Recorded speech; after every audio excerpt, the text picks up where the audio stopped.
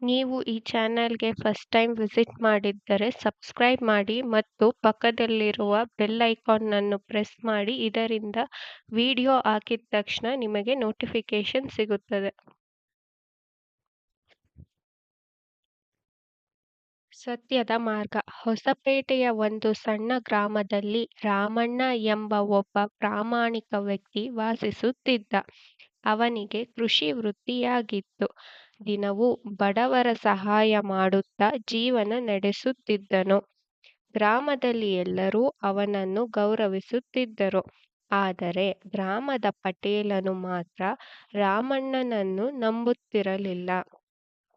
ಪಟೇಲ ಅಧಿಕಾರ ದುರುಪಯೋಗ ಮಾಡಿಕೊಂಡು ಜನರಿಗೆ ಅನ್ಯಾಯ ಮಾಡುತ್ತಿದ್ದನು. ಒಮ್ಮೆ ಪಟೇಲ ಹಳ್ಳಿಯ ರೈತರ ಬೆಳೆಗಳಿಗೆ ಸುಳ್ಳು ಆರೋಪ ಮಾಡಿಸಿದ. ಅವರ ಭೂಮಿಯನ್ನು ಕಬಳಿಸಲು ಯೋಜನೆ ರೂಪಿಸಿದ್ದ. ಇದನ್ನು ತಿಳಿದ ರಾಮಣ್ಣ ಹಳ್ಳಿಯ ಜನರನ್ನು ಒಟ್ಟುಗೂಡಿಸಿ ನ್ಯಾಯಕ್ಕಾಗಿ ಹೋರಾಡಲು ನಿರ್ಧರಿಸಿದ್ದ. ಆದರೆ ಪಟೇಲ ಇದನ್ನು ಅರಿತುಕೊಳ್ಳಲಿಲ್ಲ. ನೀನು ಏನೇ ಮಾಡಿದ್ದರೂ ನನ್ನನ್ನು ಎದುರಿಸಬಲ್ಲೆ ಎಂದುಕೊಳ್ಳಬೇಡ ಎಂದು ಪಟೇಲ ರಾಮಣ್ಣನಿಗೆ ಸವಾಲು ಹಾಕಿದ. ಆದರೆ ರಾಮಣ್ಣ ನಗುತ್ತಾ, ನಾವು ಸತ್ಯದ ಮಾರ್ಗದಲ್ಲಿ ಇದ್ದರೆ ತಡವಾದರೂ ಗೆಲುವು ನಮ್ಮದೇ ಎಂದನು. ರಾಮಣ್ಣ ನ್ಯಾಯಾಲಯಕ್ಕೆ ಹೋಗಿ ರೈತರ ಪರವಾಗಿ ಹೋರಾಟ ಆರಂಭಿಸಿದ. ದಿನಗಳು ಹತ್ತಿರವಾಗುತ್ತಿದ್ದಂತೆ ಪಟೇಲ ಭಯಗೊಂಡು ರೈತರ ವಿರುದ್ಧ ಸುಳ್ಳು ಸಾಕ್ಷಿಗಳನ್ನು ಒದಗಿಸಲು ಪ್ರಾರಂಭಿಸಿದ.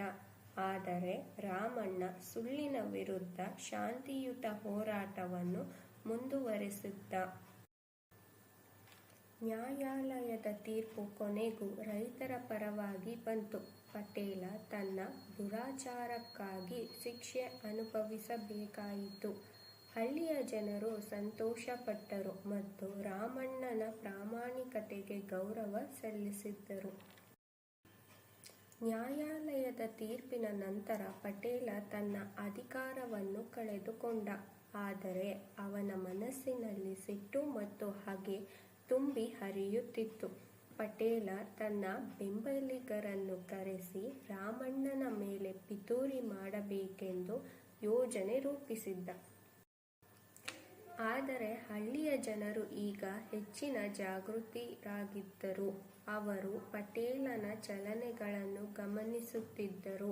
ಒಮ್ಮೆ ಪಟೇಲ ರಾಮಣ್ಣನ ಆಸ್ತಿಯ ಮೇಲೆ ದಾಳಿ ಮಾಡಲು ಯತ್ನಿಸಿದಾಗ ಜನರು ತಕ್ಷಣವೇ ಸೇರಿಕೊಂಡು ಅವನ ವಿರುದ್ಧ ತಿರುಗಿಬಿದ್ದರು. ಹಳ್ಳಿಯ ಜನರ ಒಗ್ಗಟ್ಟಿನ ಮುಂದೆ ಪಟೇಲ ನಿರಾಶನಾಗಿ ಹಳ್ಳಿಯನ್ನು ಬಿಟ್ಟು ಹೋಗುವಂತಾಯಿತು. ಹಳ್ಳಿಯ ಹೊಸ ಶುರುವು. ಪಟೇಲ ಹೋದ ನಂತರ ಹಳ್ಳಿಯವರು ಮತ್ತಷ್ಟು ಶಾಂತಿ ಮತ್ತು ಒಗ್ಗಟ್ಟಿನಿಂದ ಬದುಕಲು ಪ್ರಾರಂಭಿಸಿದರು. ರಾಮಣ್ಣನ ನೆರವಿನಿಂದ ಹಳ್ಳಿಯ ರೈತರು ಅವರ ಭೂಮಿಯನ್ನು ಪುನಃ ಅಭಿವೃದ್ಧಿಪಡಿಸಿದರು. ಉತ್ತಮ ಬೆಳೆ ಬೆಳೆಸಲು ಪ್ರಾರಂಭಿಸಿದರು. ಸರ್ಕಾರದ ಸಹಾಯದೊಂದಿಗೆ ಹಳ್ಳಿಗೆ ಹೊಸ ಯೋಜನೆಗಳು ಬಂದವು. ರಾಮಣ್ಣನಿಗೆ ಹಳ್ಳಿಯ ಮುಖಂಡನಾಗಿ ಆಯ್ಕೆ ಮಾಡಲಾಗಿತ್ತು. ಅವನು ನ್ಯಾಯಬದ್ಧವಾಗಿ ಪ್ರಾಮಾಣಿಕವಾಗಿ ಜನರ ಸೇವೆ ಮಾಡಲು ಮುಂದಾದನು. ಹಳ್ಳಿಯ ಜನರ ಜೀವನ ಗುಣಮಟ್ಟ ವೃದ್ಧಿಯಾಯಿತು. ಶಿಕ್ಷಣ, ಆರೋಗ್ಯ, ಕೃಷಿ ಎಲ್ಲವೂ ಉತ್ತಮಗೊಂಡವು. ನೀತಿ ಪಾಠ. ಸತ್ಯ ಮತ್ತು ನ್ಯಾಯ ಯಾವಾಗಲೂ ಗೆಲುವಿನ ದಾರಿಯಲ್ಲಿರುತ್ತದೆ. ಅನ್ಯಾಯದ ವಿರುದ್ಧ ಹೋರಾಡಲು ಧೈರ್ಯವಿರಬೇಕು. ಒಗ್ಗಟ್ಟಿನಿಂದ ಕೆಲಸ ಮಾಡಿದರೆ ಯಾವುದೇ ಅಸಾಧ್ಯತೆ ಸಾಧ್ಯವಾಗುತ್ತದೆ.